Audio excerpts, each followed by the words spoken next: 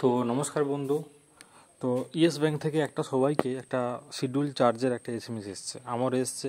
দেখবেন আপনার এরকম একটা লিঙ্ক রয়েছে আর শিডিউল চার্জের একটা এসএমএস এসছে। তো এই চার্জটা কি কেন লাগছে? এটা লাগছে আপনাদের ক্রেডিট কার্ড বা যে সমস্ত রুপে বা মাস্টার কার্ড যেটা রয়েছে, যেটা ফিউল চার্জে যারা ইউজ করে তাদের ক্ষেত্রে এই চার্জগুলো লাগবে। ফিউল চার্জ বা টোল ট্যাক্স যারা ইউজ করে তাদের জন্য।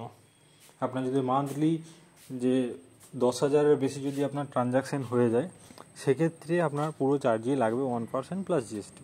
সাপোজ ধরুন আপনার 9,000 টাকার ট্রানজাকশান হয়েছে, সেক্ষেত্রে আপনার কোনো চার্জেস বা জিএসটি কিছু লাগবে না। সাপোজ আপনার 12,000 টাকার ট্রানজাকশান হয়েছে, সেক্ষেত্রে কী হবে, আপনার পুরো 12,000 টাকার উপরে 1% প্লাস যে জিএসটি রয়েছে সেই জিএসটিটা আপনার পুরোটাই লাগবে। মানে 10,000 প্লাস 2,000 উপরে যেটা লাগবে পুরোটা লাগবে না, মানে ওটা লাগবে না, আপনাকে পুরোটার উপরে তখন পে করতে হয়। তো সবাই যারা ইউজ করেন ফিউলের ক্ষেত্রে তারা একটু দেখে ইউজ করবেন, এমসিসি কোডগুলো দেখে ইউজ করবেন। এটা নেটওয়ার্কের যে নেটওয়ার্ক রয়েছে রুপে সব ক্ষেত্রেই লাগবে।